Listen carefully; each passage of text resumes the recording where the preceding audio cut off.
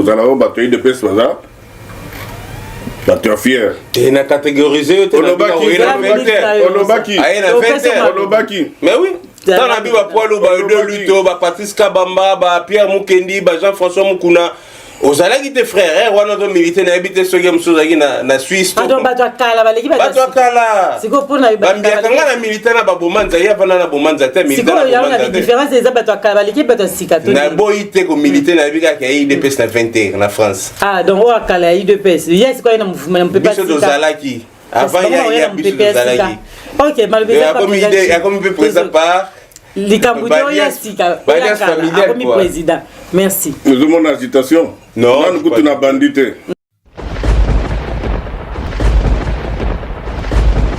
alors c'est pourquoi je te dis que na 89 na 82 déjà parce que IDPS déjà créé na 82 yo na 89 yo zaki militaire il y a IDPS na 82 allez-y voilà c'est pourquoi on a le tolongoli tokani maman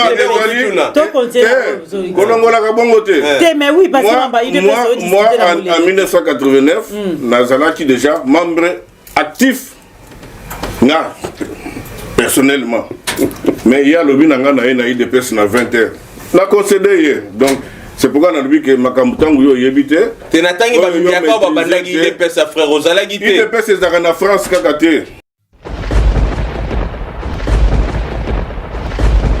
combat ba ene nanga na mbula mais ba camarade nanga na combat donc ils ont pas détail à Mickey oyo il faut oyeba ko maîtriser pour la je vous conseille alors le rôle de camarade non combat on sait sous ba erreur wana te ne loko yo zo maîtriser ngana zo maîtriser yo na 2006 na France s'il vous plaît boyo ka to kanya 2006 ngana talaka déjà na bango yo lo bien na discussion na ngeza te que na 2006 na continuité il y a eu des personnes président Chim to kati na la choka oyaki na 20 pourtant yo na 2006 biso na ba 2000 déjà to na ba vieux wana Omote ke bole ba na biwa na posa mama mboka bilo bonisa biso na yaki na wapi na bon naza kutu ko et no image merci bon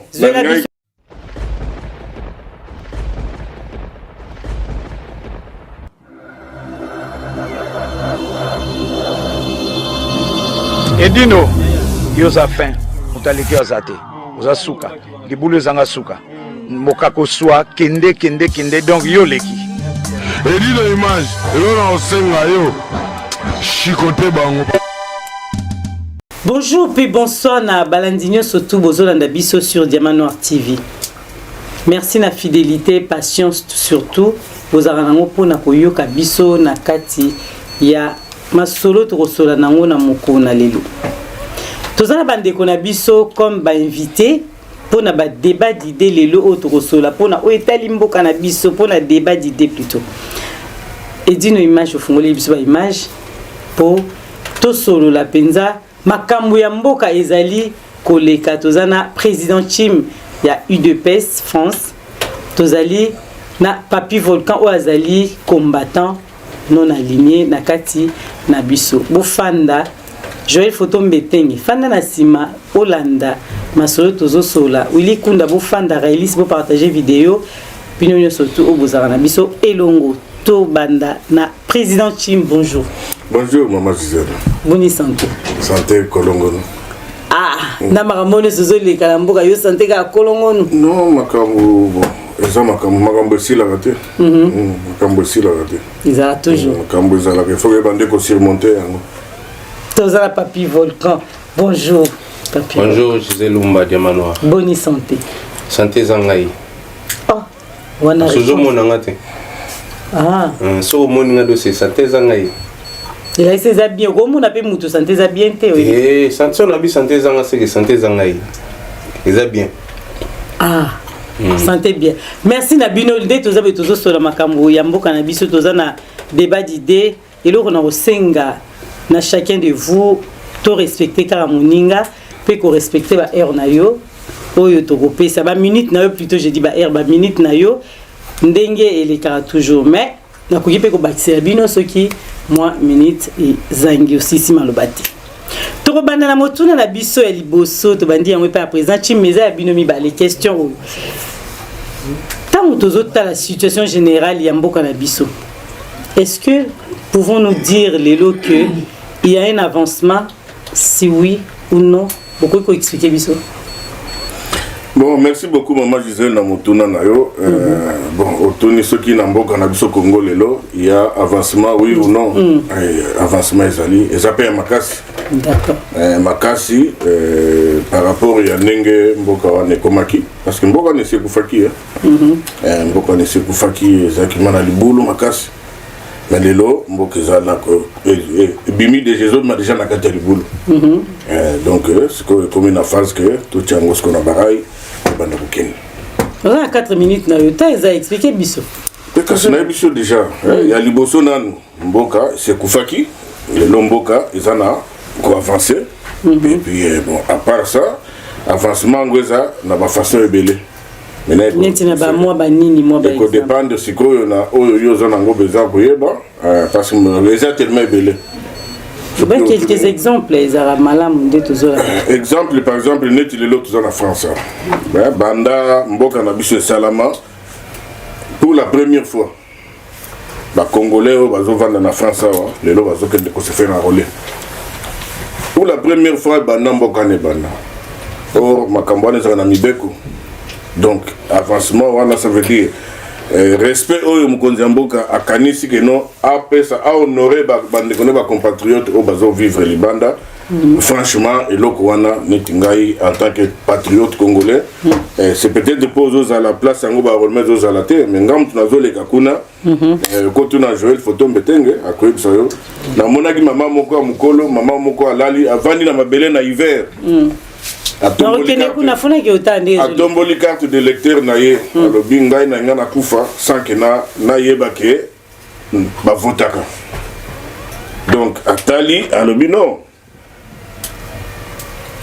likanisio bandakala ezalaki wapi donc c'est pour dire que tango lingi ko kamba batu il faut ça na makanisi il faut pas se projeter donc entre autres d'abord et lokoana pour ngai eza esengo moko makasi sans que compter les lots que non ceux qui bazo tanga bamboka na Congo na mokili balinga te Congo il faut tanga manakati wana pour na nini le lot Congo le lot ezali ezongisi espoir na mokili par rapport à makambo ebele les autres zomona makambo ba climat tozomona makambo ebele donc Congo est au centre ya makambo ebele et qu'il fallait que zalaka na mwana mboka il fallait qu'il y a que zombi ça sous esprit wana que mboka ezonga na concert à la nation ça parce que tant mboka ezonga na concert à la nation tant bazolo belango ça veut dire intérêt na intéressement à batu par rapport à mboka wana ezongi tant ezonga ezomema makamyo surtout investissement ezomema formation ezomema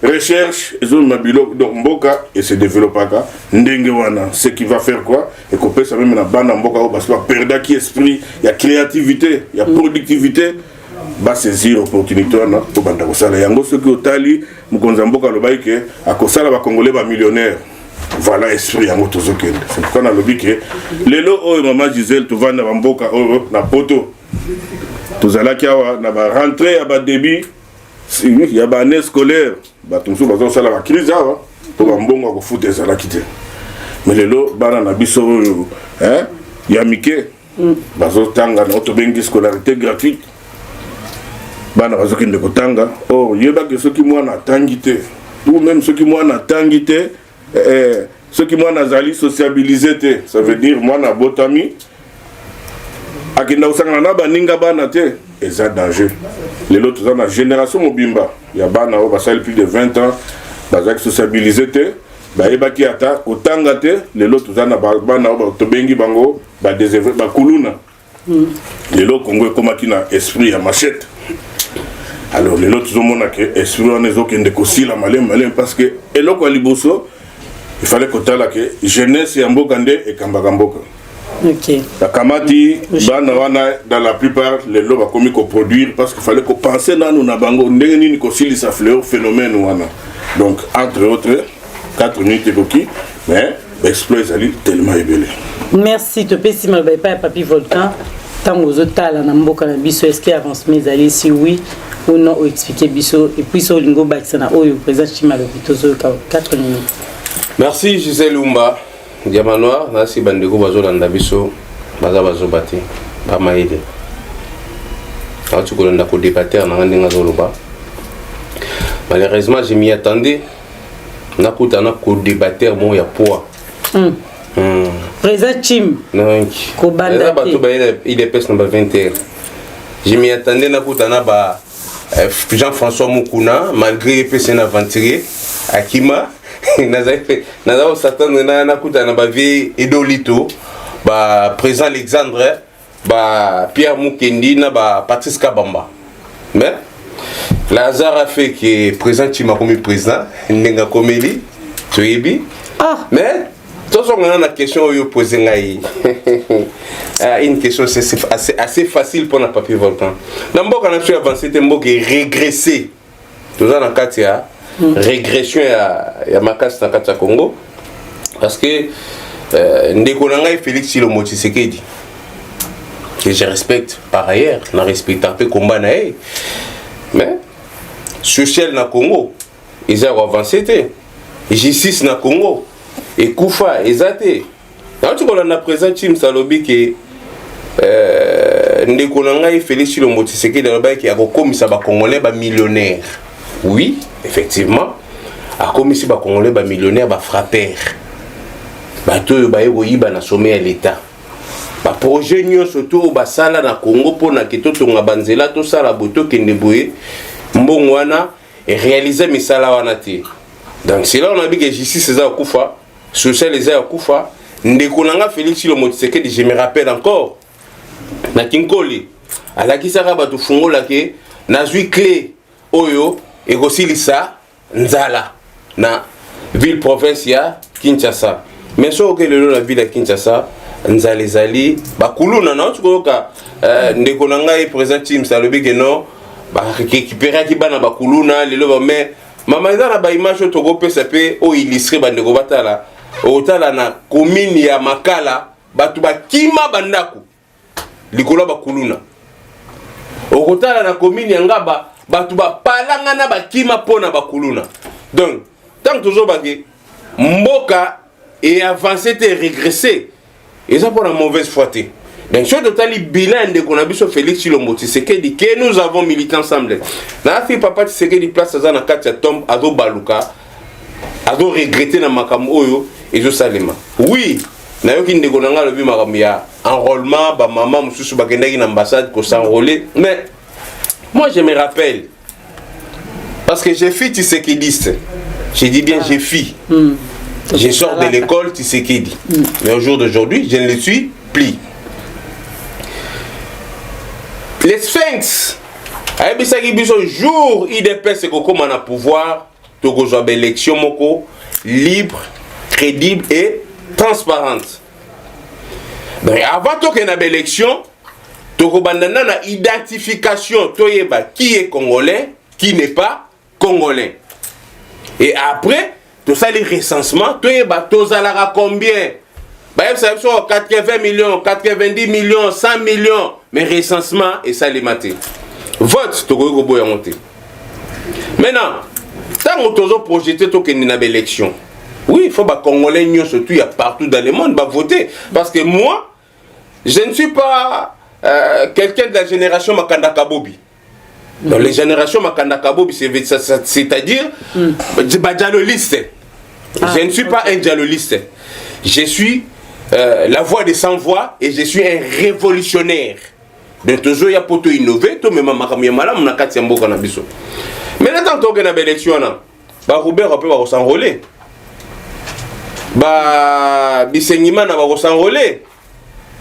Et tant on a mboka avancer de mboka kufi, les autres mona Madame Denise Nyakero a gagné sa généraux ba soda ya vanisi bon mais na évité so mboka na binato bundagi poto mona makamoto c'est là on a bien non ndeko nanga Félix Tshilombo Tshisekedi a bosani ba fondamentaux ya combat na biso toujours avancer mais to régresser na Congo na biso. Merci toujours ngi sibe Chimongo Baixana oyo papi volcan le but to avancer. Té bon na mon itango introduire émission on le dit bien que toujours ça la échange beaucoup démocratique et à respect. Oui. Mais malheureusement mon temps tout le belamboka sans ce respect ce que zaté mon peut moi faire le belamboka pe et zaté de konanga catégoriser nga mais les lorsque na brandi sin de konanga na biso que bon mutuna yo na yanga il y en a cause à la mutu oyo ke ba et cause à la maîtrise de makambo tozoloba cause à la ba to de pesa za ba tu es fier tu na catégorisé tu olobaki mais oui dans la bible poilu ba de luto ba Patrice Kabamba ba Pierre Mukendi ba Jean-François Mukuna ozalaki te frère wana to militaire na habité soki msozaki na Suisse to bato akala baleki bato akala siko pona bambiaka nga na militaire na babomanza ya vana na bomanza te militaire siko ya na différence eza bato akala baleki bato sika to na boyi te ko militaire na bika ka IDPS na 20 na France donc o akala IDPS yes ko ina mouvement na pepa biso dozalaki avant ya biso dozalaki OK malgré ça comme président par likambo ya sika comme président merci nous avons une agitation non nous avons une bandité on a ndimi que naza na rien problème ezate oui mais comme président ça veut dire na la muki na tongo na comme président donc on est à futilité moi je suis là pour débattre je débat avec tout le monde parce que je considère tout le monde comme un patriote sinon plateau tout ko koyate mais humilité voilà c'est ça la vie au moins tu vas juger bon tu attends ce sont mes camarades nanga combat donc non mais c'est vrai que je respecte par ailleurs mais qui font de la organigramme pesali à IDPS oui et déjà pas présent vieux de l'État dans Massana bien Massana nga komba vieux de l'État Massana siko na lo bateau na lo teloba tozoyoka OK c'est bon d'abord ayebi structure IDPS ayebi comment IDPS fonctionne te ponga na yebi komba na ndenge kendaka te bien que komba na ye na ba ninga na ye zaki ya koluka basi koluka mbongo ozomona ba komba na bango ezalaka bongo yango moni basuki et biso toujours continuer bon na kota na makambo de PST po ya yebi angote ya yebi peut-être ngate ayebi nga mais on sala semblant bon la caméra lobi nenga lobi y a pas de souci menga na ya wapona ko expliquer na ba congolais que ce que moi je suis en train de dire ici par rapport à ndenge muto ayebi mboka à comprendre que ba aventure est mauvaise à la limite na donc nous sommes là pour débattre merci na ba ndenge ba qualificatif nyoso pesi le quoi ngana za nil na za burik et puis azoba qui s'appelle na lobby burik papa retirer mon burik ça va faire bato ba la nation ba zo ba retirer mon burik qu'est-ce que ngana bengo burik na retirer oui ça fait depuis 1989 je suis actif au niveau aussi IDPS 89 na habité Yazaki na Mbula Nini tout ça ils appellent la référence donc dans tout ça bon ça c'est rien le plus important de Oyo yo yeli na Oyo bande nga déjà 82 na zaki actif na IDPS et par mes parents j'ai fui parce que lui départ ses parents mais vice pour la vice soit la père l'église papa l'église départ donc il y a une maman famille alors départ j'ai milité dans l'IDPS il y a un makambo comme famille moto azali papa l'église na ye il y a zako milité tango zaki mineur na libuma maman à travers papa na ye non déjà ma parents na lobby père aleki na ngai na lobby boye toi quand ta père aleki na ngai donc papa maman baza déjà mikolo na ye bazalaki na kati ya IDPS le famille na kati ya IDPS bazalaki na IDPS mais je suis le seul on a na IDPS donc toi tu es là pour parler de toi ou bien pour parler de ta famille? Mais je parle de moi et de alors c'est pourquoi je te dis que na 89 na 82 déjà parce que IDPS déjà créé na 82 yo na 89 yo zaki militaire il y a IDPS na 82. Allez-y. Voilà, c'est pourquoi on a le maman, mais oui, parce que moi, en 1989, Nazalaki déjà membre actif, personnellement. Mais il y a le binanga na IDPS na 20 heures. Na concédé, donc c'est pourquoi on a dit que Makambutangu yo yebite. Tenatangi ba biaka ba bandagi IDPS à frère Ozalaki te. IDPS c'est na France kakate. Mais yo zali na France. Tant où IDPS c'est au pays la moto en France Ozalaki te. Ya on a dit que non. On parle de l'IDPS. Na zalaki ko c'est là ba ko débattre il y a IDPS oh ba vieux au lito. Ba vieux au lito aye ko kutanga na France et tant bazo nommé vieux au lito. Tant bazo nommé comme représentant Pierre Mukendi.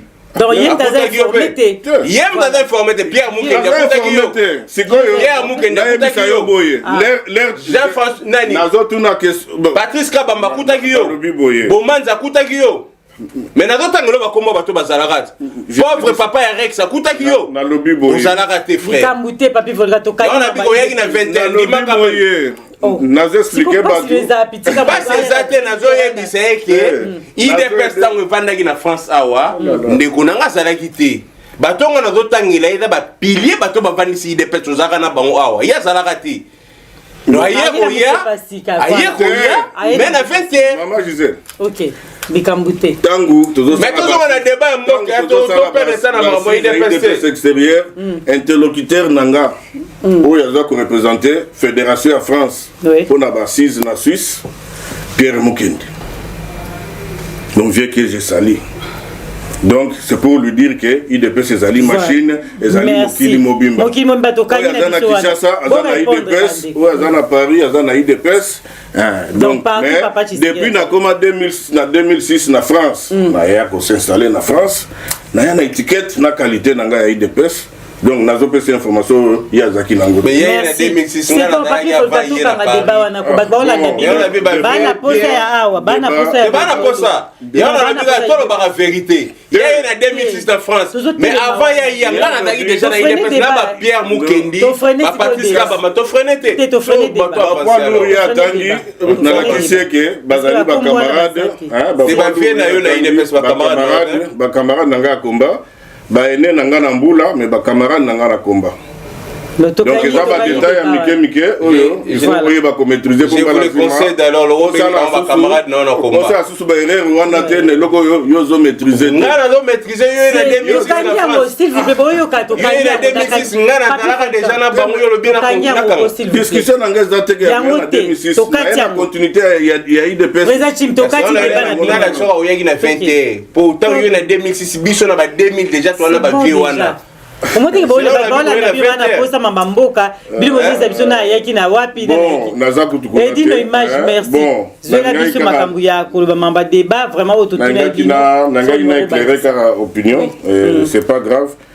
Bon, il y a l'ingiba, l'ingiba ça la baisse, mais moi aussi là pour répondre. Mais la personne déjà question, oui, vous répondez, bisous na mutuna otolobaki, est-ce que vous pouvez baki ça, na makambo il y a lobby que mboka lelo et avancé te bakulu na batondi, mboka ikiti, pour pepazo lelanza le baki ça mi. Maman congolais nyonso oyo azana mayele, ayebi ke tango tolobi ke tokutaki mboka kokufa. Ça veut dire tout ce que ça veut dire.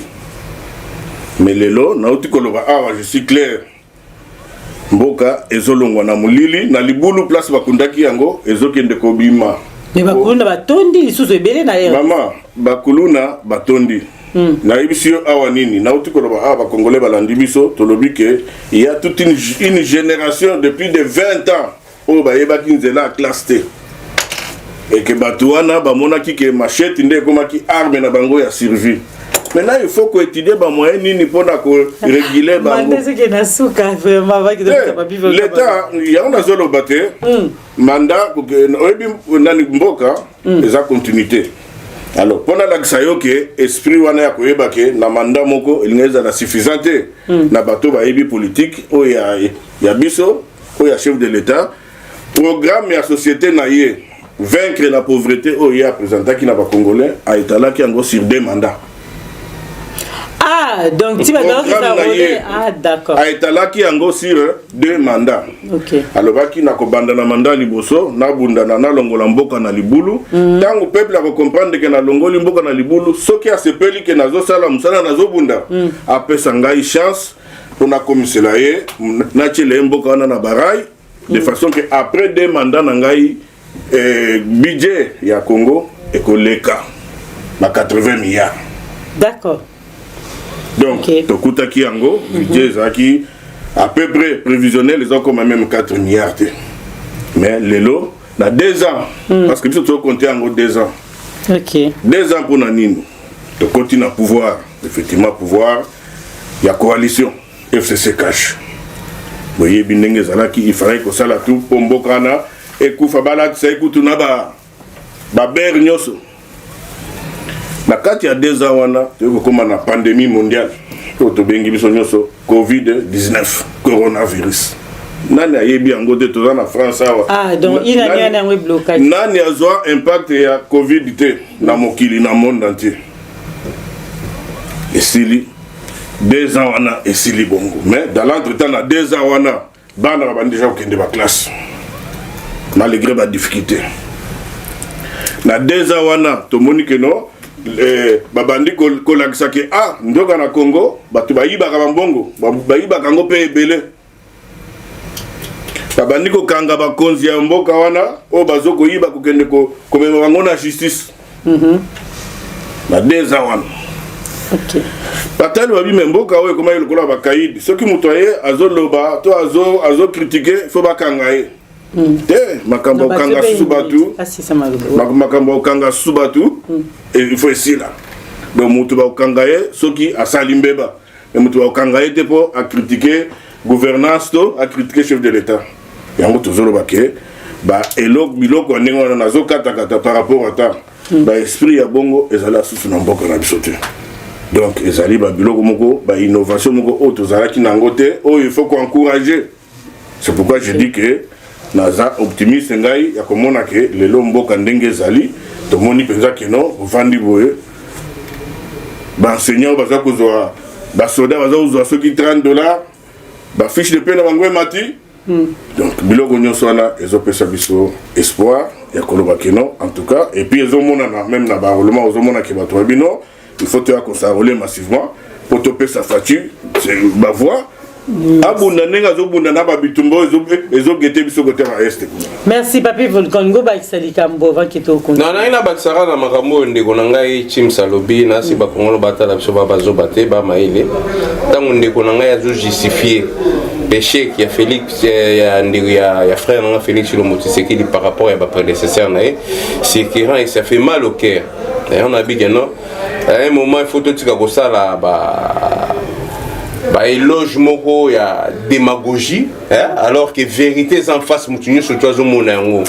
Donc tant ndeko to ba que non to mona ki ba Covid ba prédécesseur ba sala ki boye be chèque to kuta ki mboka place boye mais ba ya na pouvoir pour na justifier chèque na yu mutu soko na pouvoir ya kana nani na comment on appelle ça cahier des charges tant on a cahier des charges na au lieu pour corriger berrer ya ba prédécesseur na yo ba justifier ka be chèque ya ba chèque na yo au justifier be chèque na yote par rapport ya ba prédécesseur na yo. Et lorsque aussi j'entends mon frère azolo ba makamu ya ba militaire mais soko tali na S na biso ba militaire ba dans la ration te ba militaire ba na munition te ba militaire wana kaka o bango ba zolo bo ba mati ba salaire kende tala na bakan okuta ba militaire baza na souffrance ya kosakana te ration ezate puis ba militaire wana soki ba uti est na biso ba beta masasi na makolo na maboko l'état a soki para na bango te ba koma ba mandia na boulevard du 30 juin cela na bige non lokola peuple na biso sa fungoli misu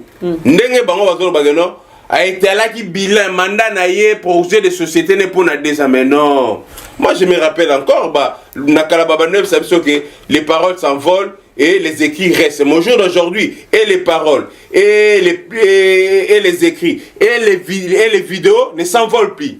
Je me rappelle que ndeko na ngai Félix Tshisekedi ebisa ki biso ke na fait un mandat na yé Congo na biso kokoma Allemagne d'Afrique. Allemagne a deuxième mandat. Na fait un mandat na yé Congo et kokoma Allemagne d'Afrique. Mais tout dans tout la Congo. Tout le monde est comme Allemagne d'Afrique. Tout le monde a mboula sur les bêtis. Batondi, bazindi, bacholi, bandako zindi. Allemagne d'Afrique on a habité sur les akaka na rozinda wana. Et tant on découvre le bâton on a bagné toi avancer de régresser. Na ka le beli makamwa ke non na mboka na ba miyibi bazalaki bakangaki ba miyibi.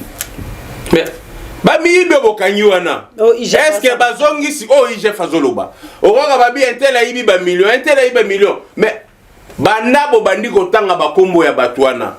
Combien obokanyi, combien pe mbongo wana ba yibaki ezongi na caisse ya l'état. Pour ne citer qu'un, Vital Kamerhe. Ayiba mbongo ya 100 jours. Tokoki pe koloba pour aller plus loin na rôle bakayiba moye moroté. Et nous avons au sommet de l'état un chef de l'état passez-moi le terme un chef de l'état qui est voleur qui crie au voleur. Pourquoi je dis ça? Vital Kamerhe est directeur du cabinet chef de l'État. Vital Kamerhe a Ibimbongo. Bakangi Vital Kamerhe. Bakatelier 20 ans. Jéziani a Koufa pour Bakatelier Vital Kamerhe 20 ans. Mais 20 ans qu'on a été mon Vital Kamerhe Bimi. 20 ans qu'on a été mon Vital Kamerhe. Mbongo ba yibaki et tigala rosongate. Et Nilongondo. Pareil. Donc, Nalo Banini, Nekonanga da mal entouré. Totandaki Loboko. Poto ebise que non, nous sommes prêts à retravailler pour Namboka, mais pour na yote, pour na batuti. Mais, à une entourage, tu as le barake, bah frapper, na frapper. Donc, avancement et pays, cette régression des Ayamakas, na kati ya RDC Nabiso, pour résumer, régression en Congo, toujours résumer mon mot frappe. Parce que Banda Baye, et ça, frappe, et puis Mbongo et Bunga, bah milliards. Merci, Malouba. Maman Gisèle, on a le but, comme il faut qu'on y ait oyebi justice, ils en ont caprice nango, ils en ont mal en terre moko boye. T'es pour papier pour cabine IGF faisait ça il aurait les autres temps à caramé. IGF d'abord IGF fait kangala batute. Inspection générale de la finance, ils ont joué rôle, il y a objectif financier. Pour recueillir l'infraction financière et puis pour présenter en gros la place où il faut pas présenter. Bon, moi je comprends, ça fait combien d'années à Kenda Kishasa, mais à discuter politique à Kishasa, n'a plus de 8000 km. Donc à Yebi, Bamakambo a Zolo Baté. Donc il y a mon en internet, Madame Gisèle, sont au Kenya cours et tribunaux. Donc comprendre que je suis chez Landaka. Et que ceux qui va condamner je vais voir tout ça. Donc ça veut dire qu'il y a une procédure. La procédure on est salé makana Congo. Tout ça dépend de l'étaler kokota na kati nango. Vital Kamerhe faut kota bon, Vital Kamerhe ba condamna qui est. Ceux qui va condamner ça il 20 ans déjà. Ceux qui va condamner même va condamner au tribunal maman aux ana 3 Netinamboka na biso yako interjeter appel. Ce que Monique n'appelle batangi droit bien te aux ana droit yako se pourvoir na cassation. OK. Ozomona lokona ndeko ayebi angote akanisi toza on appelle cet exemple maman. Président ancien président yebaka ya Erwana ti le lozo kinda ko sambatu. Ça veut dire ça ba étape. Mais na mboka na biso na ba combattant na biso awa ndenge zalaki to soki ba kangi yo lelo faut ba condamner yo lelo et puis c'est bon ba crucifier yo te ko condamner mutu prison zalaka te pona ko mutu zali. Mais Vital était condamné ba tuni sur mona ngi condamné na boite na lobi ba condamner ki na première instance ba condamner na second degré mais à ce pouvoir qui en cassation. Et pour votre information, parce que Batumsou Balobaka Bilobela, Tango Vital Basamsa qui est na deuxième instance, na appel, na Kata Makala, Baboya qui Kosama, Baboy Kotaki. Yango Mona Bakindaki ko prévaloir vice de forme, la cassation. Donc, Nyosouana, ce sont des étapes, et puis, la décision de justice, et si Ezali, moi je fais encore confiance, na juge qui sont des chevronnés. Oh bazo tanga droit oh bazo dire droit na kati ya mboka na biso donc toza wana te en même temps bakanga ki pour na maison préfabriquée lelo oyo soki ayebite ba maison préfabriquée zotongama parce que ba journaliste même ba investigation na monaki bosolo akindeki ti na ba place oyo basomba ki po batonga ti na ba matériel ne bakanga ki yango ezoya misala nezali kosalema. Donc, ça veut dire, na lobby boye, bon, tozo mona déjà que mutuana, na lobby te que bon on se zongaki. Oyo soki ezongaki te, le temps de akolandela. Mais du fait déjà que ba misala wana o mbongo bimelaki, bazo mona ba mbongo zoko zonga. Donc on ne peut pas toujours dire ça veut dire Vital Kamerhe azalaki ezaki te signe que il faut ba et puis na mboka nini même awa, c'est rare maman au monake. Ba kanga un directeur à cabinet, surtout en Afrique, le chef de l'État. C'était pour la première fois. Au lieu que tu vas féliciter, que inquiéter un ancien directeur à cabinet. Mais les gens, c'est pour ces Japonais qui bravo. Il y a chef de l'État, il y a le but que non, ngai na lingi ba biloko wana te. Donc, makambu oyo ndenge ndeko lobi nazo concéder mais nakosenga na un jour azo courage akena kotambula na mboka amona comment est-ce que mboka ezali kokende na koévoluer parce que tant que naza nakendaka na yebi comment mboka ezo évoluer ya kendaka te moi to kaneza te ya ko se contenter na internet comprendre mais moi na ko vérité aux na terrain. Ok, vraiment, tozolanda papi volko yo ki na matoi na moko ndenge nini président Chimalo biso to retourna yo karalelo question les abino mbemeto bandi pa na yo parce que tout à l'heure to bandaki et pas il y a président Chim to bandi pa il y a ndeko na biso to lobi boy comment lelo bokoki ko définir la diplomatie à Félix Tshisekedi et son gouvernement vis-à-vis à Paul Kagame et ses M23. Merci Namutuna maman Gisèle Lumba. Diplomatie à Ndekonanga et Félix Chilombo Tshisekedi na ko résumé yango pona ngai eza nango non événement. Pourquoi? Parce que RDC tout ça quand même une grande nation. Et lorsque toujours babiloko biseli la baneko loba awa nanga ina bandeko batala surtout ko résumé diplomatie à Félix Chilombo Tshisekedi. Lorsque vous avez son conseil, il y a Paul Kagame parce que tout le monde vis-à-vis à Paul Kagame, vis-à-vis à Paul Kagame, diplomatie, Fortuna Bisselé. Alors qu'il a été envoyé à plusieurs reprises au Rwanda. Oui. Pour la Sololana, président rwandais. Nayokanaki, na Félix Chilombo Tshisekedi qui appelle toujours Paul Kagame son frère et son partenaire fiable. Yokanaki biso doza na ba matière premier. Là ba dia na attention makasi. Te batana attention te wana bazai na cop na bango. Bazai na attention te. OK.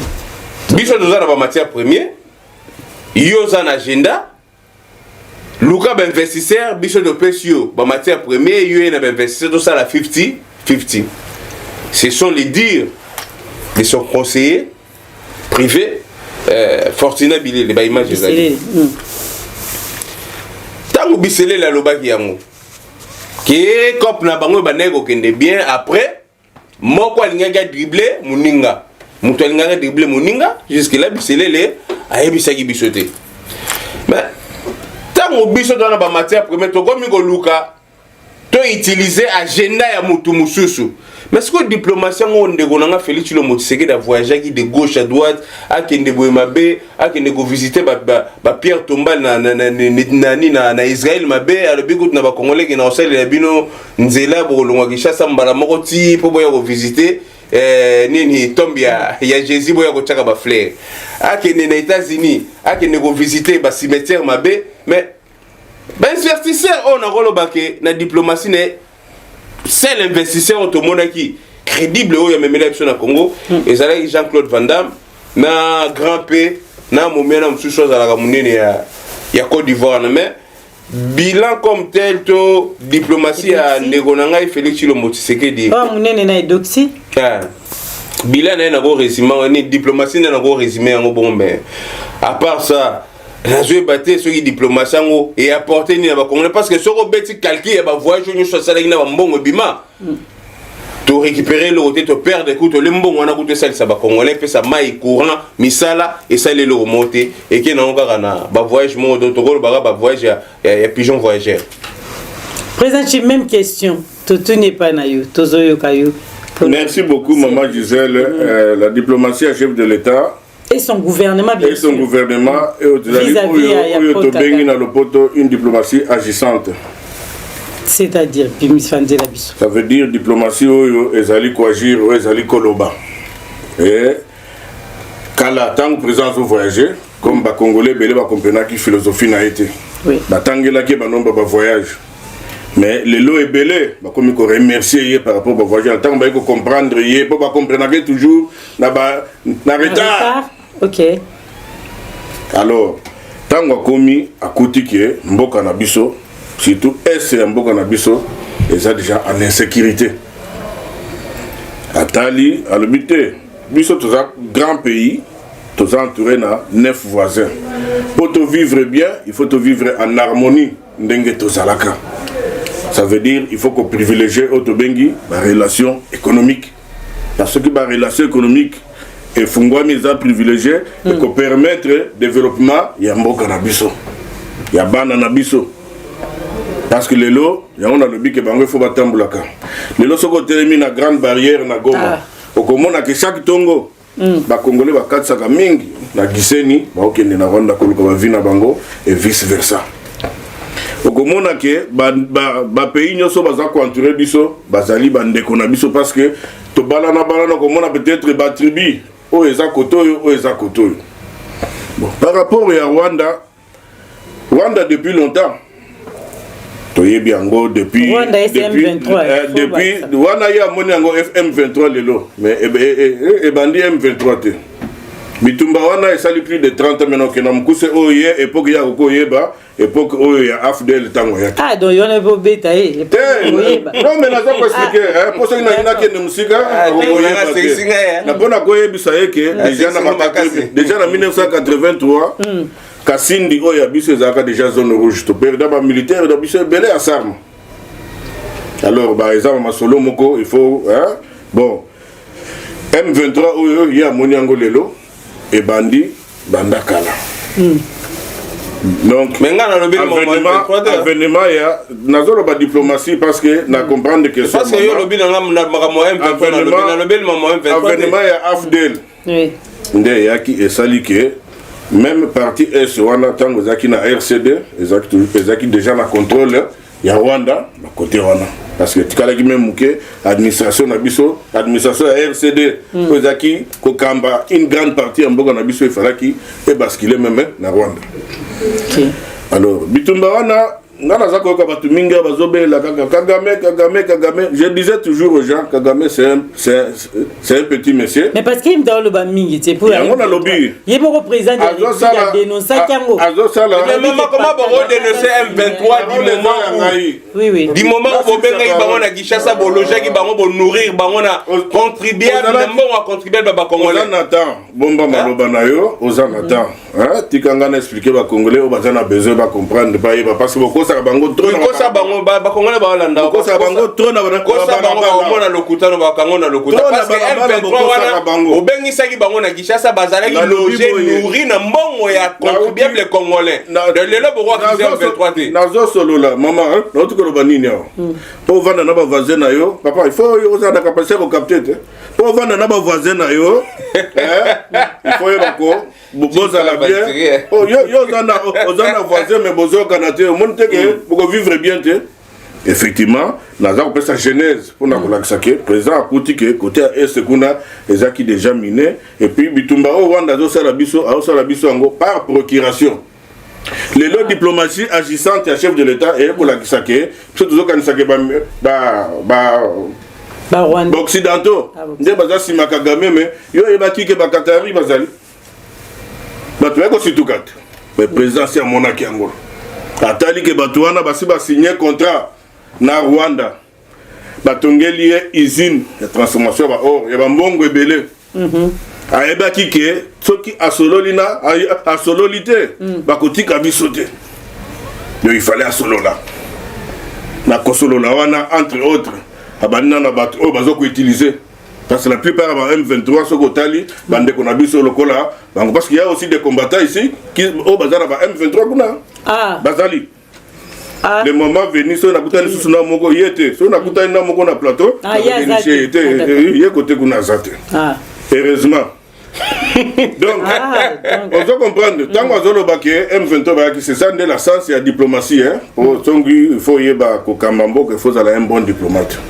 Effectivement il fallait que ça batona que biloko bozo sala wana eza ngote mboka o eza biso et ko kendaka jamais alors bozo ngana mulungu mais malgré les sala on bazo continuer ko nazo continuer te nazo garantir population bazolanda ke bitumba eso ne bando ko manasuka. Bato ba poussa ni Goma lelo ça déjà maman Gisèle déjà na koyebisa déjà ba congolais ba yebi ke bitumba salama na est mais Goma itika jamais ko toucher Kichanga ba il y a pas te maman avant comment nanu nani Kichanga il faut longana no goma au comité bakibumba ba ruine ti au comité kichang eza musika ezali pembeni te kasi elexi ke ton bazu na baza toyebi 20 km toyebi et sika nini chef akutaki yango donc chef a instauré état de siège je peux ayebaki pour instaurer état de siège plus d'une année après possession à pouvoir naé parce que Zaki n'a besoin koyeba ba soubassement nyonso habitement état de siège la kisinini état de siège lelo et la kisibiso que tu comprends de ce que ce n'est pas le M23 de bazo ko agresser biso c'est les multinationales derrière le Rwanda donc il fallait déjà koyeba que non avec précision que ezali Rwanda avec son armée de bazali ko agresser biso pour des intérêts de velléité économique. Merci donc Nazanata. Merci. Papi Volka olingo bakisa nini parce on est gonna répondre na ba makambo ndeko na lobby ya ba M23 donc ba congolais baza subazo baté baza quand même batomaeli na moni ndeko na makambo to lobby za nzela te to bengo démagogie parce que ba M23 na ba kana Kinshasa avant même Félix akota na pouvoir azalaka na contact na ba M23 parce que là a comme na pouvoir a bengisa bango na Kinshasa a loja bango a laissa bango na argent contribuable ya ba congolais et tant on a donc ndeko ba makamia usine to ngama kina Rwanda qui ba qatarien bazaki na ciment président yeba kité lilo ko mona ba qatarien mais tant usine na zo tungama il y a un accord qui a été signé entre Félix Tshisekedi et Paul Kagame. Ah, avant Izine Tongama ba signé accord. Ah. Que Izine Tongama na Rwanda matière première. Or raffinerie, or egobana na RDC et gozala raffiné na Rwanda. Biso ba o kuto telemara to sala kuto be mission to telemera ke lo Rwanda mais comment to ko ndima to ke negosala usine mo ya raffinerie na Rwanda? Alors que biso mo poto ko sala pa na biso et pesa ba congolais misala to telemela ke lokwana mais comme Paul Kagame dagi partenaire fiable naé Paul Kagame était son frère il y a même des images dans bazo beta na mapeka mon frère Paul Kagame to yoka même na salle de martyrs bato IDPS ba embela biso yona ni obo ya Paul Kagame donc ba bilo kona nyoso to sala ke to se révolter mais comment de gona biso ko keno kama na Paul Kagame olé isine to ngame pa na biso ke ko to ngama kuna olé to luka ben 26 photo que no luka kané na des Paul Kagame lelo bazo benga ba M23 ba terroriste mais ce sont pas des terroristes boyamba bango et tant on ne rezo bagene où il y a eu des combattants au bazaki en contact na M23 oui je confirme makambo lobby j'étais la seule personne au Denosaka makamia contact ya ba M23 na ba combattant à Paris. Moutoua Zalaka en contact na ba M23. Mais oui, c'est vrai, Moutoua Zalaka en contact na ba M23. Na Paris awa, et Zalaka Martin Sali. OK. Et à cette époque, nous avons na kati ya RCK, ngana dagi chargé à commission politique, coordinateur général il y a RCK Monde, il y a commission politique. Mais du fait que il y a déjà compris na ba M23. Azwa leki na ya mobali o azalaka na Belgique atinda na Bunagana biso do ebite ka tinda leki na ye tangu ngana otumba M23 na otumba M23 babi mais yonde nini kasi muto bozalaka ne bovandaka ne mende na zo tumba biso yo ebisa eteke ozalaka na o te bolanda ete ya zalaka bongo ba te o ya zalaka bongo ndenge nini makambo azolo bezo déranger et zo déranger pena bentérêt na biso zo toucher zo sala bien te il faut tia biso en contact na ye to solo la paix na ye nde bayaka ko monanga na solo na Runiga Martin Sali kulutu nanga Jean-Marie Mboyo Dieudonné Djamba na Dadi Ndombo non Dadi Kombo ya Mboke Kimi oui bayaka ko monanga na porte de Bagnolet vers 23h. Tant na kiti sala bino yo tikalo solana bango ngana kena na province et pas Chouchouna ya wana makamu nezaki Myriam Chouchouna agene pas makamu mais nazolo ba vérité nazo constater faut pas congolais ba vérité et ta vie privée nde tosalaka makambo toza sur la vie privée te olandaka nde oluka mwasi na scooter ata balobaki yango ezali vie privée prison emanika ke prison ake na mama nga nazoba makambo mate sali wana makango nde ezalaki mingi ya mshushuna akenda kolona kepa makango na nga na province na ya tungabi te nga na kosola na bango te yo fo ya nga na yo tosola mbunzu na mbunzu expliquer nga contact ozwi yango ndenge nini inadwa numéro wana ya Jean-Marie Runiga o ya pesa yango na benga na pesa ka yango zoro donc yo to panza zoro bilel mais oui ngam na panza mama M23 na pesa numéro n'est pas zoro bilel na zui numéro na pesa on a avocat moko pas za ko soutenir ça za ko aider biso Anne Greco azayi pa avocat na ngai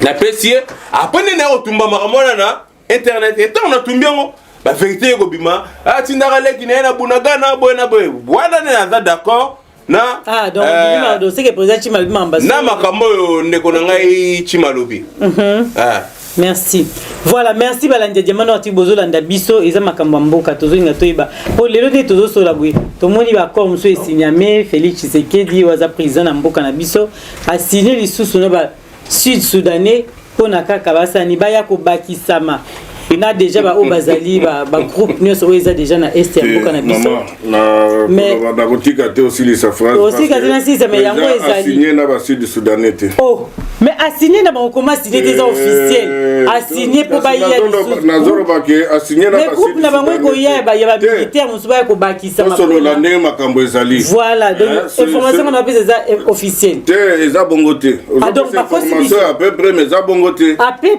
près mais na zoro bat dans la plus d'informations à peu près na zolo ba maman Gisèle Boye Gisèle yo pesa ba information à peu près na revise à peu près te petit malingi les engagés non mais na zolo bat to lo ba nazo peso malo pesa nga malo Félix Tshisekedi akendaki na Burundi basololi makamnyo soto ake na Brazzaville ndenge tozosola boye lobi barosola lisusu na Luanda pona Luanda lisusu bakika pona makambo ya insécurité ya mboka na biso et na sommet na mini sommet wana basigné na Soudan po ba militaire na bango babakisama déploiement salama pona ko soutenir déjà basoda o bazala kuna na est phare d'ici na biso pour ko bundisa bayini siko information nini nga na pesi ya lokuta malobeze pa na po question na ngeza ki yango wana te mais lukoza mambalo ba na pesi malobolo te vraiment webi makam susu soki ozo déformer yango yango na lobby ke on peut information à peu près ce qui est vrai c'est que le Congo azana a signé l'accord na EAC le pays à EAC. Mais oui, on a déjà la communauté d'État d'Afrique de l'Est. Entre autres, le pays wana déjà coaché biso moi ne bakino ba coaché biso poids. Poids oui na faire des. Oh ba congolais ba boy bango. Oh ba congolais ba boy bango pona nini parce que l'air bango baye. Bango balobi ke bango bazali wana comme force d'interposition. Tango biso tango bazoya bayelaki pona kozala pona ko s'interposer te baye pona kotia biso makasi poto bengana banguna. Alors tango tomoni ke action na bango ezozala réactivité oui nde omoni na makambo mosusu ezali tokolo bango penza awa te président akendaki na sommet mpona koloba kino d'abord ya liboso boyaki na Congo te mpona kozala mpona kosinterpose boyaki mpona kobunda lokola effectif wana entre guillemets eza lokola moke alors bobakisela biso bango bayebisi balobi ke baza na disponibilité na bango troupe moko mosusu oyo ekoya kobakisama oyo ekouta na Sud Soudan. Les actes qui ont signé un contrat dans le Sud-Soudan. La République n'a pas signé un contrat. Accord, il y a EAC. Accord, il y a EAC. Différence, c'est que... Mais si Soudan n'a pas encore, différence, c'est que... Accord wana ya EAC ils ont englobé na Sud Soudan na kati. Donc accord ils en a kati. Accord ils en a qui déjà. Maintenant il a signé président de la République Moutassine. Accord ils en a qui déjà signé. Andimi siko andimi yango siko.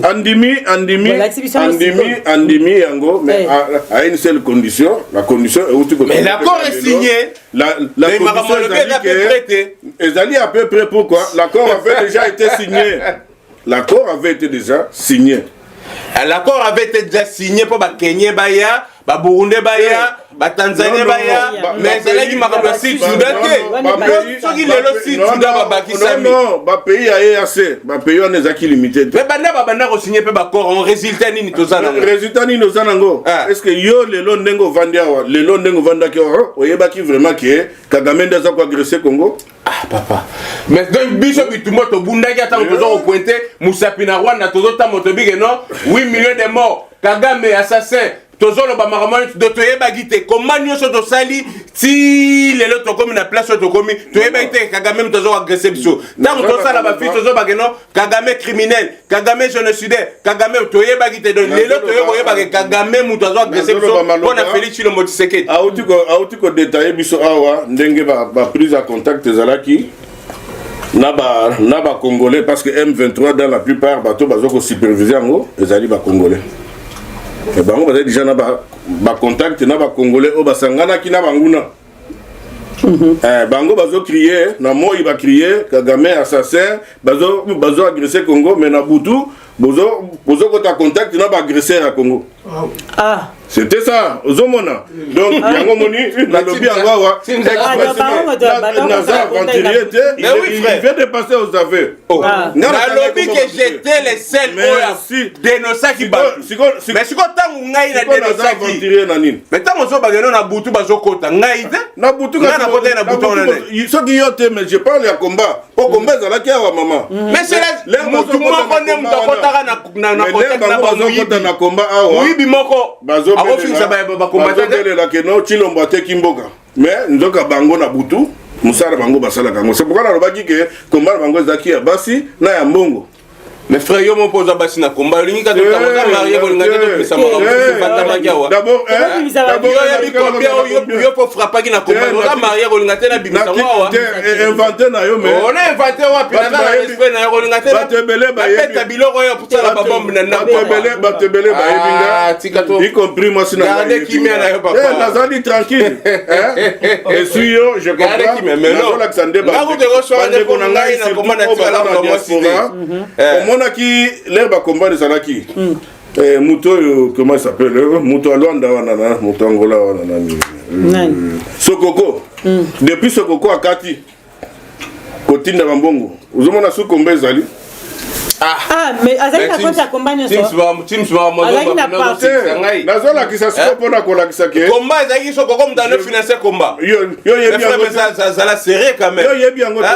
Na tibiso dota mwana ba Félix ozo bunana ba yo dans le pesa mbongo na tawana kasi on a bien makamazolo ba ngai tango na dota mwana Félix ozo bunana toke de gauche à droite so comme dans le pesa mbongo yo marché na Félix swap au marché na Félix swap ba photo na tuni na bimisela ba photo ya place au ya bisila to kendana yo tuna vie de nimulamba na France yo marché na on a lobi na Paris pe na Belgique c'est là na la kisayo tuna vie de nimulamba non. Tant on a vu banoko IDPS 20h. Tout n'avait de nimula ma web social à l'accès. Parce que faut dans le barana ba preuve un maman Gisèle. Dans le barana ma ramte pour na roloba. Donc ceux qui photos ali moko le banaka photo moko par hasard na Félix. Mais ceux comme mi balé mi ça tout. C'est que to yeba ni to banako tamo to bana sala. Préoccupation photo eni na lobby 2002. Ozolanda 2002. Oh ala ti pembe ya IDPS. Est-ce que Zela awa oh, kokanga photo na ndenge tokangi boy. Siko kende ko tuna Gilbert Kankonde. Na ko marché, c'est ça. Nagolo ba kokanga ba photo na za bitumba. Ah, na kata bitumba. Na kata bitumba tozo kende ba démarche de gauche à droite. Et vers otambola na nze, otambola pe na nzela totambola. Tuna Gilbert Kankonde qui est papi volcan. Oh, mais nazo peso ba référence. Tuna Gilbert Kankonde. Makambo ya Ibiza ya sala. Te ngona tolo ba ke. Ibiza ngana zala. Oh, Ibiza, mais tuna ka Félix Makambo ba Ibiza banen ba yina ngo. Nan banen ba yina Ibiza. Nan nazaki na Ibiza oyo ibo ya lo bien zamto de pes tangela ngamto de pes. Gilbert Kankonde dana tangela Gilbert Kankonde. Kituna Gilbert Kankonde qui est papi volcan Ibiza. Parce que Makambo ya Ibiza biso bakolo Makambo wana. Gilbert Kankonde ke na ozo Félix Tshilombo Tshisekedi comme étant mwana Tshisekedi moya ko chapwa. D'abord Papa Paul Kabaïde Koufite la donne pas cette information. Pour cette information. Makambo ya Ibiza c'est nous, c'est pas Félix. D'abord, nous avons expliqué. Kankonde nazali akufite naza koexplike yo naza koexplike yo ntango ozobaka Laurent Sokobana bana kopesa mbongo na Félix Obana kotambola Laurent Sokobana bana kopesa biso mbongo alobela ngai makambo wana na Italie po na Ibiza bato bakende asute pour son information eza makambo na ngati oui ozalaki papa mais nazo koexplike yo te tuna Gilbert Kankonde oyebisa ozamona atika oloba mamaka mosusu atokoloba te oza comprendre na Italie ezalaki na mboka nini kende tuna Gilbert Kankonde nalobi kende kotuna Gilbert Kankonde continuité ya Italie nde ezalaki kefalaki continuité ezala na Ibiza bato efala bakende na Ibiza oyo akonta IDPS les Sphinx de limité alobaki niet ok omoni donc yango nazoyebisa bakongolais ndenge bozali awa ndekoranga tika kosala jalelo ya makambo oyo oyebi te totika kokosa oza lokuta makambo ozo beza lokuta parce que napesi yo référence kaka tuna Gilbert Kankonde makambo wana ezalaki ya biso makambo wana Félix ayebaki te makambo wana biso tobandaki yango nalobi yoka nebisa yo makambo wana biso tobandaki yango pe à son âme maître Mukendi oyo le Sphinx aconfiaki mission moko boye parmi bamission ebele mpo mboka na biso ekende te na bato bayebaki te ke mboka na biso elengaki ekende na yer nazoloba makambo voilà non Félix a remis président loin de là ok loin de là boyebaki mboka ekomaki na 3 parties Kinshasa MLC RCD na balie na bango il fallait que le Sphinx atelema po mboka ekende te andimaki kosala makambo mosusu akoki kosala te po mboka ekende te wana na ntango ya Kabila na ntango ya Kabila ok makambo nyonso azoloba na ntango ya Kabila c'est pourquoi nalobeli eke mais makambo ya donc nazoteya kaka bakongolais ke bandeko ebele baderoute bino na makambo baza komaîtrise mais c'est la démagogie eza démagogie te eza vérité heureusement témoin vivant naza nanu vivant et puis je suis là cadre ya IDPS ti nga na longo Suisse ka na longo Suisse l'air papa était na Suisse ko négocier makambo Sun City dialogue il fallait que ça na Suisse to sala ki 2 semaines na monastère ako pour na ko négocier biloko wana donc c'est pour dire que esika to uti na esika to zokende lelo peuple congolais foyer ba IDPS ce qui est botamaki te na histoire ba père fondateur je crois que ndele le pays na biso wana na ebité linga ko mandenge nini voilà pourquoi moi je dis que je remercie je félicite bravo le chef de l'état ya kozo ba inspiration na ba décision moko très difficile juste pour na ko sauver mboka alors on a besoin ya ba congolais to soutenir to appuyer parce que bitumba na to ko tikera ye mon côté moi d'abord ça m'étonne comment na kende ko na ngai volcan vraiment azali ko sepeli ye asepeli merci merci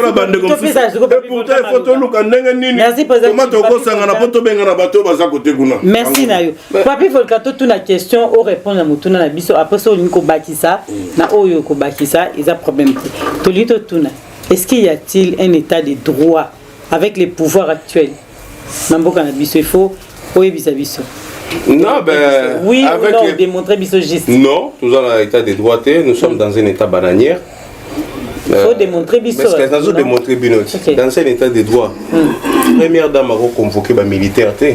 D'accord. Aya revendre sabango, à ça la causerie morale. Na ba généraux, ya armée, avant de ces bango. Donc on a à droite. On a à droite na katsa ba état réel pour ne pas polycopier ba slogan ba tu IDPS ba état de droit. Dans un état réel, première dame a convoqué les militaires, ba généraux, ya vendre sabango.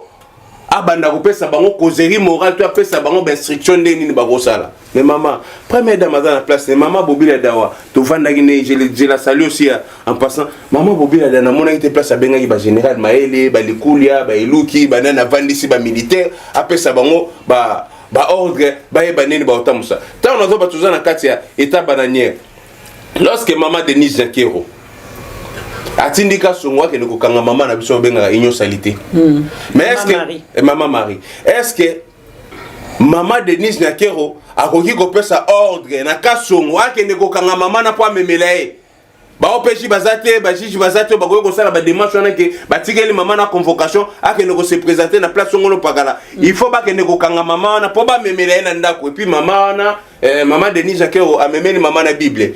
Nous sommes dans un pays laïque. Bon soki mama igno salité asa musulman o memeli Bible pour ça non ni. Et puis tant toujours bagé toujours na katia état de droit exact toujours na katia état bananier mais la arrestation arbitraire ndenge je sais les manakatia Congo.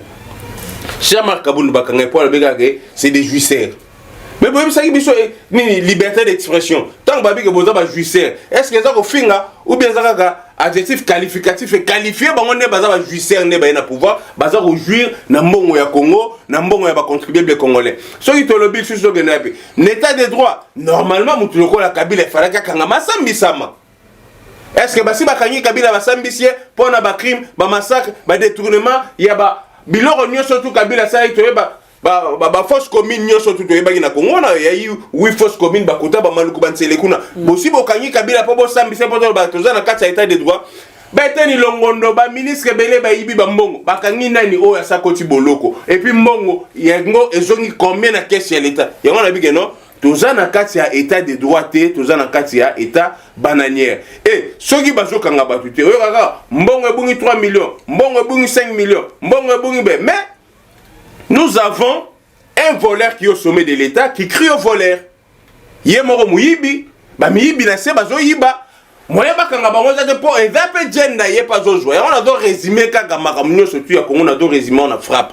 Po banda ba ye, mo wana frappe nezo frapper na mato ya ba congolais. Ram, mbongo ya ram, frappe, mbongo ya 100 jours, frappe, mbongo ya chile gelou, frappe. Mais so rotali eza na projet mo roto ba bimisa ki sale meketi na suka. Le temps toujours ba frappe. Frappe. Résultat malongé ça de toi qui tozali na kati ya état de droit mais makamone ko salemate maman Gisèle. Merci Dario Papi Volcan. État de droit na Congo. Maman état de droit ils ont marché oyebi to uti na mboka ndeka na zo répéter to tayi na mboka c'est Kufaki. Mais puis vous il a sika. Il y a mon solo bate il y a sika lelo oyo après plusieurs années comme on a concours à un jeune magistrat, recruter un jeune magistrat, pour suppléer au Bazalaki déjà, parce que comme Pédam Mikolo, tout ça, et il faut tout beau s'anater. Effectivement, beaucoup de mentalité, beaucoup de mingi, ils ont toujours un esprit, il y a Koyiba, Wana, parce que chef de l'État, tant que Zobele la lobby, il y a pour la Kosili Bantivalé, Kosili Samouyibi, Wana.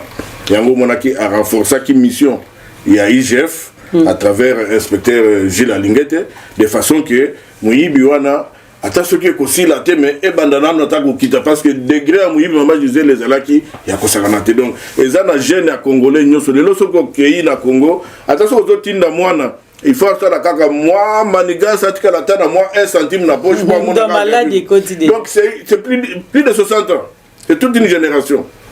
Donc, état de droit et ça veut dire en renforçant d'abord le pouvoir judiciaire et puis les lots, tu es comme on a que grâce il y a un fonctionnement d'abord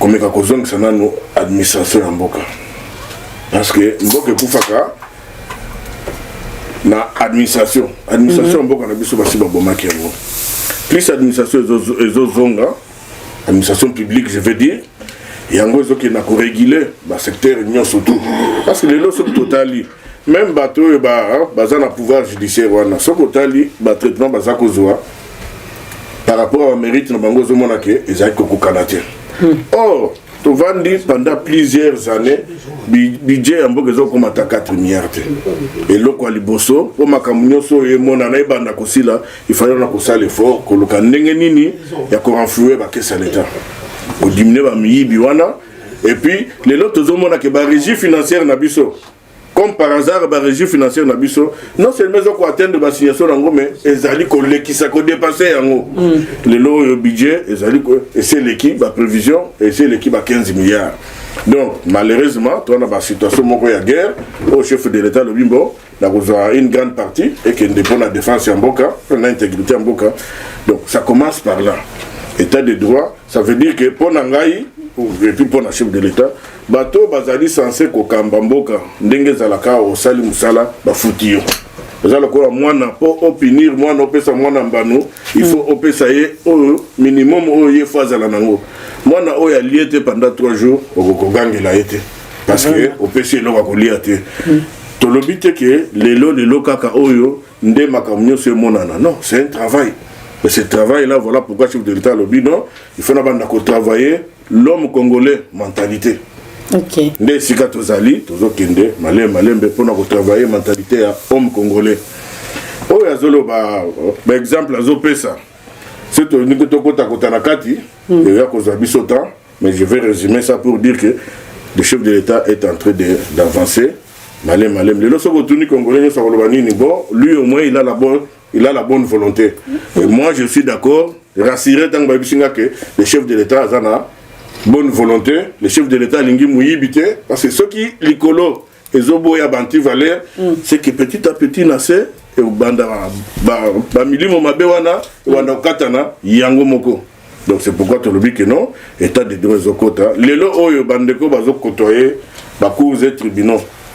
Bazo comprendre que justice vraiment et bandi kozongela. C'est pourquoi on a le but que bande comme ça il faut batambola kapé bakenda kapé na terrain bamona ka makamu ndenge zoleka que kozala ka musika kozala na persité surtout ceux qui basi kosa que na engrenage on a que bakosa kiyo na eloko c'est pourquoi nazo senga na ba congolais surtout bazana diaspora bandi masusu bakosa ka bango te parce que makambo ebele ba yebisa bango awa ezaka nango makambo ya lokuta. Ils ont le coup. Ok, merci pour tous ceux qui ont rejeté parce que émission on a monné aussi la papier vous comment va que ça n'a pas so. Non, ça rien une minute na contenu dans chef de l'État dans la volonté aligné ba miyibité banini. Maintenant dans le baraki tout le monde a chef de l'État na biso devant ma chaîne ya minene RFI na RTBF. Ba yamba chef de l'État se reconnaître rétrocommission. Oui, pas na biso rétrocommission ils a droit ndenge talaka ka ceux qui au sali boye ba ko pesa boye mais rétrocommission ça qui moyibit hein tant toujours ba non aya qui peut créer ba millionnaire oui effectivement a créer ba millionnaire et ba frapper na ba rétrocommission na koyiba ba mbongo ya l'état na redétourner voilà na bi non yemoko na likolo aga muyibi mazoga nga miyibi un voleur qui crie au voleur. Rétrocommission normale. L'État n'est pas normal. Vital Cameron, basé belé pour ne citer que auto mais na ko s'éterniser te na ko contredire peine de konanga été que oso ine me bateau bazola na biso baza maïli. Tant un chef de l'État doit reconnaître déjà rétrocommission de raison reconnaître que moyi besoin on a quatre mboka encourager ngo vraiment na tu une question oui na une question avant au baksango mbala mo même tapoto na ngonga sumi te to na bui na ko na mpeka pana yo parce que chacun de vous a ça la commentaire ni beaucoup de sur organisation des élections 2023 na RDC mais yango na question au bakisipe kamba mona bona ken la question oyebi na bamboke belé même eza na bato babengaka ba viser à l'état. OK net isoko moni lelo IGF wana asa azali parmi catégorie wana donc ceux qui IGF akangi muyibi tout ça na mbongo wana oyo ye balandeli il faut ba encourager IGF yango soko tali ba inspecteur ya finance bato baza na IGF ceux qui ba réussir kokanga ba ku moko boye bazala na moi eloko moko pour émotiver bango ba continuer musala. OK alors na sali référence allusion na makambo lobby par rapport ya rétrocommission ya liloba chef même awa ça existe donc na pesika wana nazo rassurer yo que ndeko Eteni Longondo n'a jamais été acquitté. Kazo tambola na liberté provisoire. Merci. Ça veut dire voilà. Organisation et comme hier ba ebele baza bongo. Organisation comme on a hier na tribunal bazo sambisaye par rapport à ba greffe oyo ba fudela qui. Bon, organisation d'élection, oyebi maman ça fait toute la élection tout le temps après l'élection, toujours notre moyen va contentieux électoral. Au moins avec l'expérience, il faut que les bandeni toujours évoluer. mais lelo ndenge nazomona seni ndenge azotravailler ndenge nazomona awa parce que tokende so musika te mama diamant noir oza moto investigation kendo beta tour pour comprendre comment est-ce que ba congolais bazali cette fois-ci élection en France ba résultat en France hein bureau par bureau non seulement en France partout biso tozana en France awa total asikoyo élection kozala ndenge nini parce que ba roulement sur les cas très bien j'en appelle na bino ba congolais ozomi benga compatriotes ti le 23 ba 3 ans na sarolé ti le 25 ba 3 ans ko sarolé chaque jour dimanche et aussi de 8h à 17h. OK. Ti le 25. Donc image tozomona awa nde image oyo biso toza kobundela na kati IDPS que un jour IDPS na pouvoir toke na ba élection moko crédible na lo lengo ndenge nga nazomona lango awa. Ce n'est pas facile. Il y a pas tout n'est pas parfait. Voilà pourquoi tozomona kezali bien te tozomeka ko soumettre ngo na ba proposition et pas ya ba ndeko na biso aseni ba meka ko améliorer. Il y a des points oyo ba ko traiter na plénière na bango pour permettre et favoriser ba congolais belé ba ko sarolé. Merci Papi Volcan le ba moi démon le campo élection de tenir organisation élection. Bon l'organisation élection tu as vu que élection zanango synthé nous allons déjà dans la synthé parce qu'il y aura bourrage d'urne. Jamais kabul de mutalo bagi en biso de bagi te moto yo bazalaki na kati mutalo bagi déjà que il y aura bourrage d'urne mais ce que je déplore est quoi? Les Congolais sont partout dans le monde. Les Congolais sont dans le Congo Brazza, les Congolais sont en Angola, les Congolais sont en Djibouti, les Congolais sont en Bénin, les Congolais sont en Éthiopie. Et na ndenge toyebaki ke IDPS une fois que comme na pouvoir, tokozana ba élection moko libre, transparente et crédible, fallait ba Congolais nyo surtout ba voter. Toza na France awa. Ba Congolais bazana ba passeport na bango. Bazoke ni l'ambassade ko s'enrôler pour ba voter. Donc qui dit passeport, il a déjà relaxé l'identité n'est que 5 Congolais. Maintenant bozo bandageno oye na passeport congolais, il faut una carte ya résident. Mais tout ça bande ko na biso ba congolais bazana mikanda te na moko. Baza ba congolais, bazana droit ya voter. Tout le monde a français partout dans le monde va voter. Mais pourquoi il a reçu bande ko na ba condition que il faut una carte ya résident. Mais mutwana déjà tant bo PC passeport un passeport congolais na. Pour mutwana a un passeport congolais, après ça sera déjà excès d'acte de naissance na. Après ça sera déjà jugement ce qui d'abord ça ni comme jugement ba bengaka supplétif donc ba bilo ko na surtout prouver à l'accès bino pour passer passeport donc ce que ça déjà dans passeport c'est que aza congolais mais batika batona ba s'enrôler pour ba voter maintenant on komi ko limiter que ba bazali na ba carte d'identité te bango ba koki ko voter te allez-y comprendre que il y a na tricherie moto fraude moko et ko lega na sima makamwana mais biso to sali Togolinga, jour on a bandé ko bazo voter, biso to kozala, to participer pe na dépouillement. Ya bato oyo, ba koya ko voter et puis ceux qui to lingi to ba ke élection ko kozala malamu, libre, crédible et transparente. To longo la ba vote à Kinshasa. Parce que na Kinshasa tu éviter na Congo, tu éviter qui est congolais qui n'est pas congolais. Au moins na ba mboka to vandi na Libanda, mundela yebi biso. Vous allez répertorier nombre de bazéro en France, nombre de bazéro en Belgique, en Allemagne, en Afrique du Sud, toyeba, tozo siko vote wana ba pays au bango bazui. Ba réciter des millions, mais ceux à Congo, mais bonaka na ba voter te. Massi si ba côté SNN surtout ba voter te. Si comme vous c'est besoin parler sur ba élection, élection vous ça la biso côté monsieur va voter te, côté monsieur va voter. Ba congolais monsieur va voter te Libanda, allez-y comprendre. Merci Papi Volcan. L'élection est très catholique. Merci la Balandino surtout au Bolandi parce que l'engito sur le Mamamboka surtout toujours changement. Papa na Congo biso nini. Alobi na biso bolingo liboso. Alobi te ba limbisa aboyi tribalisme, corruption. Ndenge papa ebisi biso mais biso to yambi ba invité na biso eza bango ndem to bazoloba so boboti ya ba congolais moko ya mutuya o balandi bino potentiel za makasi melelo to sukisana no wana na moi mukuse na 30 secondes boyis ba congolais nini papi volka aussi ça malbasi ko to banda ba président chim ba congolais balandi yo Nous sommes linko lo ba auto tunyote oyebisi ba. Non, na pesi déjà ba congolais ba Olanda biso merci. Et puis na pesi ndeko nangai papi volcan parce que aza congolais le kolanga. Bah échange à boy fait dans la capo. Bien sûr mon vérité ce qui moko yebité mususu à compléter et ça va toujours bien. Mais je crois que bandeko balandi biso ba meko comprendre que temps ezaki muke. Na makamba lo beze belé. Nengolo bi papa oti kozonga mboka na biso bandeko na ngai ba congolais ezosenga unité na osenga na bandeko na ngai ba papi volcan batika nanu mamakambo na biso oya kati ya ndako na biso ezozika toko banda kubunda te ndako ezozika po ndako ekokende siko tokolala wapi bandeko boya tosunga nanu biso nyonso tose tosangana nsima mokonzi ya mboka oyo azobunda pona kozongisela ba congolais mboka na bango.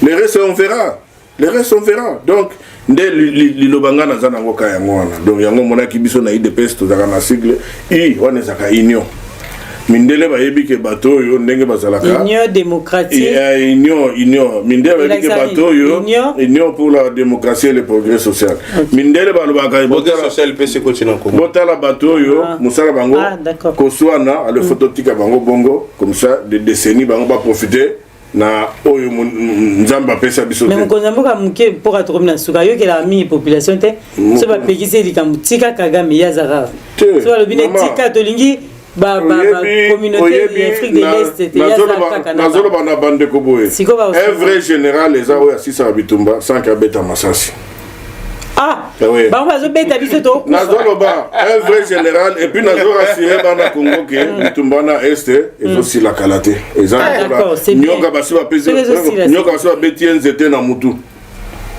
donc Mukonzamboka c'est un fin diplomate ayebi bango baza ba témoin ba yebi na sa mitema makambutu oyo ya salaka yango na lobi ke ba congolais ba comprendre que na retard lelo ba congolais ba komi ko sutuka bi soki azalaki bandakala et lelo ba congolais et bipai na bipai bazoa ko sangolé pour ba pesa ye second mandat de façon que akinde na makambo mais roulement de nous va dire second mandat so bisa mais second mandat oya wapi na sa de Martin binomo bogine peuple azoyemba Fati yebela mande sili c'est normal mais to ko puis bazo petango liboso ya pas de moko ba memeli salo ke biso pe tozana ba pas de na biso na Congo na bazaki na ko finga kate na tangi koma mudute na tangi koma handicap ezali handicap kasi biso ko ta handicap na biso to so kipe na bango pas bebe akoli est-ce que na tangi koma mutu yo zo tangi na kombo ya songolo na zo rassurer yo ke tozana année électorale mandat premier mandat ya président ezosi là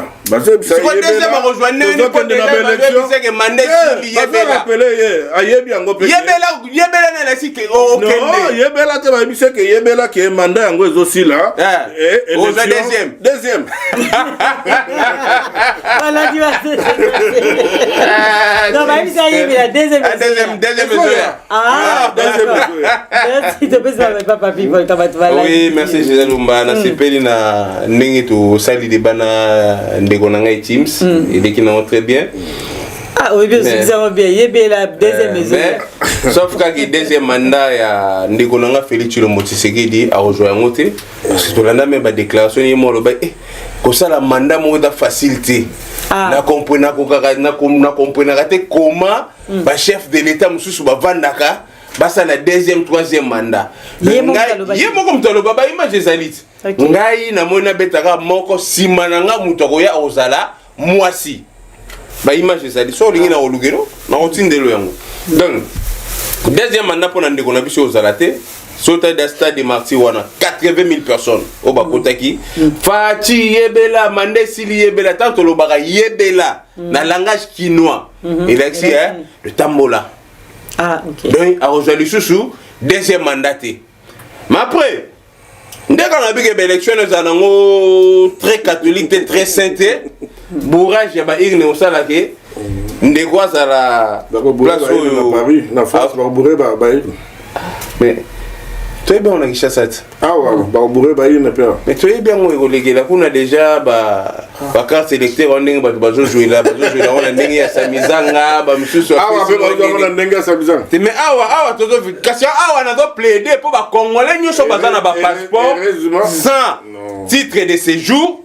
Bah ça peut la doit voter parce que baza ba congolais non ko le baga il faut contrôler. mais il faut battre la place parce que na yo ko le bien maman moko leli abina ko ko voter te tina ngana kufa ngana voter te mais mutu na za congolais aye na passeport maman passeport ba pesa on n'importe qui et puis il faut ceux qui mutu a passeport congolais ko se présenter na passeport congolais c'est que azali congolais. Pour avoir un passeport, il faut présenter ni excès d'acte de naissance, jugement supplétif, babilo rebelle, mais ceux qui ont commis nango. Passeport rebelle dans un Kinshasa, parce que monsieur Zouazou na Belgique.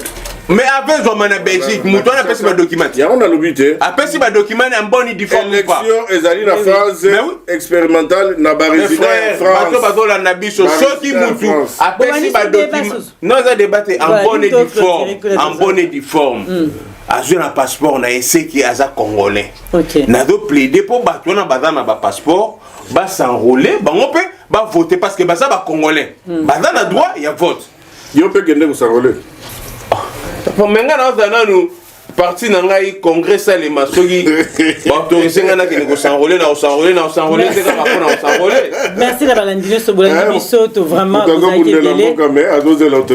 merci la bino bozaki qui on a ebelé penza bolanda ki biso na kati émission ba commentaire bota bino mo na cette émission bolanda boye ba pona mbala sima ndeto kutani ingeta.